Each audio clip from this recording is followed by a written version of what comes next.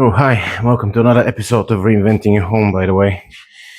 I've got to clear up this so I can show you what we're building in this week's video. My name is Ross, and I'm glad that you're here with me. In this week's video, we're going to answer a question that I've had for a while, and that is, can I make money out of my rubbish?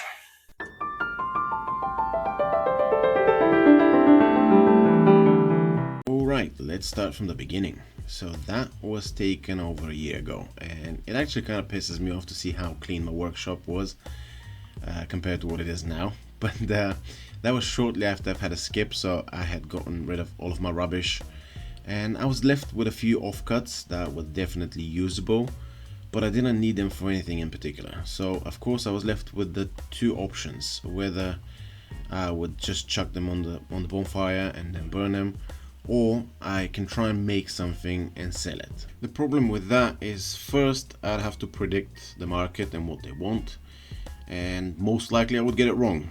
And then the second problem is that I'd be competing with larger companies like IKEA that can produce pieces at much lower cost, so I definitely wouldn't be competitive. So for that reason, I don't kid myself thinking there's a potential business opportunity there. I know this is something that I'd rarely be doing, but in any case, I thought I'd give it a go because I thought it'd be fun. And in the worst case scenario, if this thing doesn't sell, I'm just gonna give it away to one of my friends. That way, at least the materials are not being wasted. With that being said, let's proceed with the build. The first thing we do here is we construct a couple of boxes. We start pretty much any project like that. Whenever I'm building tall units, I generally try and split them in two different cabinets whenever possible. You got to understand that that's not always an option, but this being a dresser and the fact that I wanted to expose my worktop was a perfect opportunity. So we have a top section and a bottom section. It makes it a lot easier to transport and deliver on site that way, in case you have to go through any narrow doorways, and then once you get it on site you can assemble it pretty quickly. It just makes your life easier. Now, as you can see here, I'm assembling the base unit, which at the time of filming I've built at a depth of about 600 millimeters, which is about 23.5 inches. And if you see it later down the line thinking it has shrunk, I did it intentionally because that was way too deep. I didn't like the way it looked. These are our carcasses ready. With that, we can fast forward a year, and then we can start working on the frames, doors, drawers, etc. You may notice my workshop has changed slightly within that year. And what we do here is we rough cutting some timber in preparation for milling. This is just some rough sawn redwood. It's been cut roughly to length. I like to leave it slightly oversized. And then we move to the jointer to get one face flat and one edge straight. Then we running our boards through the thicknesser several times in order to bring them to our final thickness. Now, the cool thing about this machine, and I mean thicknessers in general, not this one in particular, is that it uses the flat surface that we've created on the jointer in order to create a parallel surface on the top side of the board. Then once we do that, we can go ahead on the table saw and rip all of our strips that we need for the frames and for the doors. As of lately, I've been leaving my strips slightly oversized, then running them through a thicknesser to bring them to their final dimensions. And that way I can get rid of any saw marks. That's another benefit of that. And then we start working on the face frames. The first thing we do is we create our decorative bead. We do that with a vintage molding plane. And the reason I use a vintage molding plane as opposed to a router is because I can. No, but all jokes aside, you can get a router bit and do the same thing with a router. And then we have to start working on the miters. Now, on one piece it's quite easy. We just have to nip the bead, as you can see me doing here. You can do that on a miter saw. You can do that by hand if you want to, even with a chisel. The second piece is slightly more complicated. So first we have to mark the position for our miters, and we have to cut a 45-degree angle. So I use these guiding blocks. So this is a block that's been cut at 45 degrees. I use it to guide my saw, and I only cut it as deep as the bead goes. Then I stop, and the rest of the material is being removed with a chisel. As you can see me doing that here. I take some chunks, remove it with a chisel. Now, you can finish the joint with a chisel if you're being careful. However, a router plane is perfect for that job. That way you can make sure that your joint is absolutely parallel to the outside of the frame. And this is how you make a joint on a beaded face frame in the middle of the frame. Now in the next shot I want to show you how to do it at the end because it's slightly different. Now again we measure, we use the guiding block to cut the 45, however in this instance we only have one miter to cut. Then we can flip the piece and use the saw to cut the rest of it. And then once again you can come back and clean it with a chisel or router plane, whichever you prefer. As usual we assemble the frame using pocket holes from the back. You can mortise and tenon it if you want, you can use other different methods like the domino dowels. However, I believe this is absolutely unnecessary. I think pocket holes are perfect for face frames because you butt them against the cabinet so they're not seen and it gets done in a couple of minutes. Then we attach the face frame to the cabinet. Now what I like to do here is I like to clamp it, that way it's not moving. And then we use the pocket holes that we've created earlier to screw it onto the cabinet. And then we can start working on the doors. Now for this particular project I've decided to make my doors with hand tools only. Once again because I don't get to use my hand tools enough. So I take any opportunity that's given to me. First thing we need to do is we need to create a groove. We do that with a plow plane. That groove is for our middle panel. Other than that the door is going to be constructed using a mortise and tenon joints. And this is exactly what we start doing here. First thing is we need to mark the position for our tenon. We do that and then we can put the piece in the vise, use a marking gauge. At this point I like to leave my tenon slightly fat because we can come back later with a router plane and shave it to size once we have the mortise cut. Then we use a tenon saw to cut the tenon. Then we use the same tenon saw to cut the shoulders on both sides. And then at this point we have to notch the tenon. The reason we do that, I've explained in previous videos, is because the mortise is going to be at the end of a style, so we can blow out the mortise if we don't do that. We just have to leave a little bit of material. Then we can use the tenon piece and mark the position where the mortise needs to be. Now these are small cabinet doors, so I'm only doing a 25mm deep mortise and tenon joint. There's no need to go any deeper than that. Then we use a 6mm chisel to create our mortise. So we do several passes. You can make a guide block if you're not sure. You go at 90 degrees down. I tend to follow my groove. It seems to work for me, but in most cases you could create a guide block just to make sure that you're not veering off course. In order to check the depth, I use my combi square set up at 25mm. So as soon as it stops touching the bottom, I've reached my depth. Then I can check my sides, do any necessary touch-ups. And with that, our mortise is pretty much done. So the next step is we have to make the joint fit together. So then we start using the router plane. We take some small passes.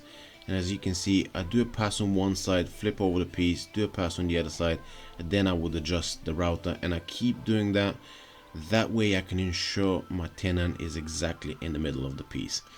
We do that several times until the joint fits, and this is actually the fit.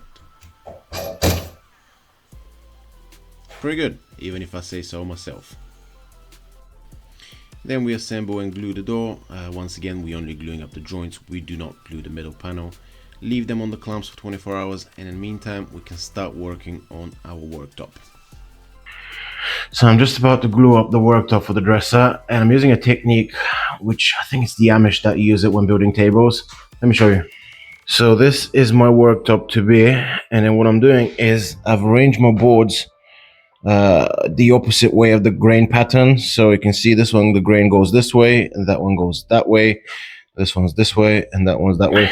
Apparently this is done to prevent it from cupping, so we'll see about that. Before I put my worktop on the clamps, I like to use some biscuits. A common misconception with biscuits is that they add any strength to the joint, which they don't really.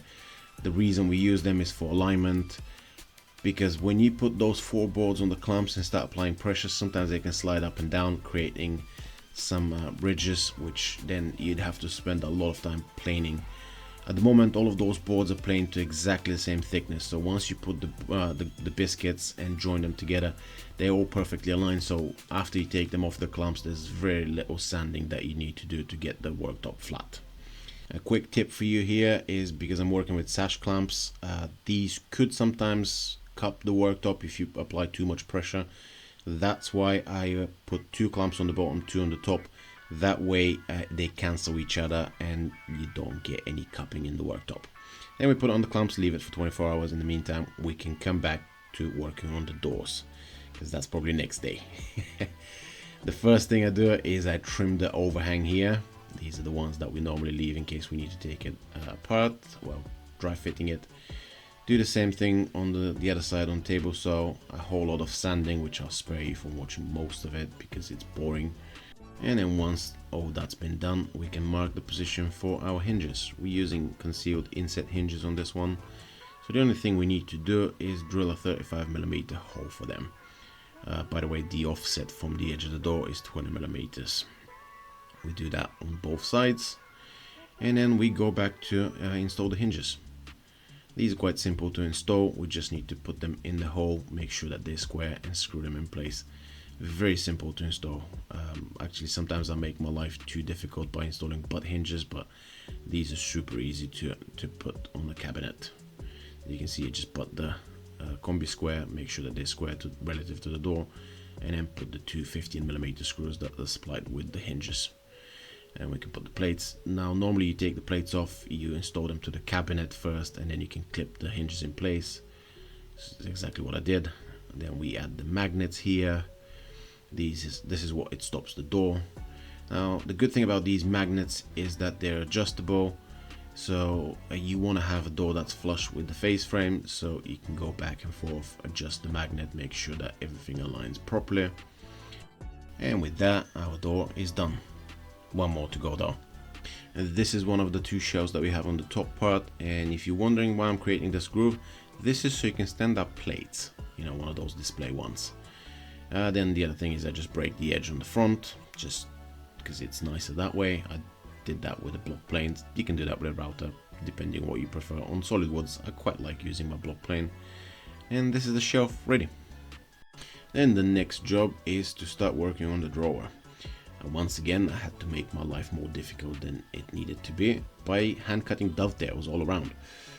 But if I'm being honest with you, I'm not even mad. I quite like doing that, and I think we don't do enough hand cut dovetails, especially with all the jigs that we have nowadays. But anyways, first job here is we need to mark the position on our piece with the tails. Then we need to cut them. I do that with a tenon saw, and I've had people complaining about watching me doing dovetails with a tenon saw for some reason, because I'm supposed to have a dovetail saw. Now, I'm not opposing having a dovetail saw, but the tenon saw seems to be working for me. I don't know why I need to change it. Anyways, feel free to let me know if you have a strong opinion on the matter too. With that being said, we're pretty much done with the tailpiece. The next thing is we need to transfer those markings on the pin piece. And a little trick here is you can clamp the pin piece and the vise the same height as, in this case, a number 4 smoothing plane. That way you can rest the tailpiece on it, making it a little bit easy to transfer those markings. Then mark the depth using a marking gauge, transfer the lines with a square, and then we can start cutting. Now for this one, we cut slightly before the line. That's for a reason, because once we remove the material in the middle, we'll come back with a chisel and hand fit that joint to perfection. Then to remove the material in the middle, you have 2 options. You can either cut it out with a coping saw and then square it with a chisel, or in my case I do the whole thing with a chisel because I think it's quicker that way. I do half of it on one side, come back on the other half and meet them in the middle. It takes a couple of minutes per joint. I don't feel the need to take my coping saw out just for that one, but the proper technique will be with the coping saw and then a combination with a chisel. Then we come back and we start slowly shaving it off back to the line while test fitting the piece. That way we can ensure we have a nice and tight fit and we have a beautifully fitted joint. So we do that several times. We see where it touches, come back, remove a little bit more very carefully, and eventually this whole thing would fit together like a glove. As you can see here, tap it with a mallet and that's our beautiful joint in together. The next stop is we need to create the groove for our bottom panel. Now in this case, the groove is on path to go through the dovetail. I don't want to do that, so I stop it somewhere in the tail. And on this one, you can see me plunging the router and then coming back slightly, so I'd avoid the same problem. Even though this drawer is going to have a face, so it's not the end of the world. Even if I go through the dovetail, I'd rather not do that. I think it's a nice touch if I don't. I do the same thing with the pin piece. It was slightly touching the bottom pins, so I was trying to stop it before it goes through, just so I don't ruin any finish. So those are on the 3 pieces. On the 4th piece on the back, that's where we cut it slightly shorter. So I'm taking the measurement here back to the table, so we cut it shorter because we need to be able to slide the bottom panel through the back piece. So we cut it shorter, and then on this one we have to cut a dovetail slightly different, as you can see here. Mind you, the process of cutting those dovetails is exactly the same, it's just slightly different shape, just leaving that lip on the bottom, so once the drawer is fully extended it doesn't look weird with a little step there. The process for hand fitting the joint is exactly the same, and this is what it looks like once it's all fitting together. And then we put the drawer on the clamps for 24 hours for the glue to dry, and then we can go back to working on the worktop. Now that this is out of a glue up, we need to trim it to size, have it square, and then do a whole lot of sanding, which I would spare you from watching that because it's super boring. It's boring even to do it. Then on the bottom I've decided to create this decorative molding with the router because I thought it's just going to look nice, especially on that traditional design that whole unit is based on.